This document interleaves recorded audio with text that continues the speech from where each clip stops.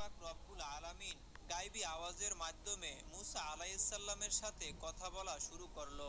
মুসা আলাইহিসসালাম বললেন, হে আল্লাহ, আমি জানতে চাই জান্নাতে আমার সাথে কারা থাকবে। তখন আল্লাহ পাক রব্বুল আলামিন বলেন, হে মুসা, এই বনি ইসরায়েলের মধ্যে একজন কসাই বসবাস করেন, যে তোমার সাথে জান্নাতে যাবে এবং ওই কসাই তোমার সঙ্গেই থাকবে। তখন মুসা আলাইহিসসালাম বললেন, হে আল্লাহ, আমাকে তুমি একজন নবী হিসেবে বানিয়েছো।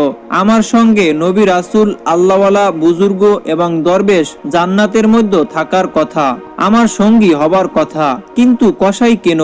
তখন মুসা আলাইহিসসালাম বললেন, হে আল্লাহ পাক রব্বুল আলামিন, দয়া করে আপনি আমাকে সেই কসাইয়ের ঠিকানা বলুন, যাতে আমি দেখে আসতে পারি যে সে কি এমন আমল করে যে আমলের কারণে সে আমার সাথে জান্নাতে থাকবে এবং আমার সঙ্গেই জান্নাতে প্রবেশ করবে। তখন মহান আল্লাহ পাক রব্বুল আলামিন বলেন, হে মুসা, আজকে তুমি বাড়ি ফিরে যাও। কিছুদিন পরে আমি তোমাকে ডেকে নিব এবং আমি তোমাকে সেই কসাইয়ের ঠিকানা বলে দিব। তখন মুসা আলাইহিসসালাম মহান আল্লাহ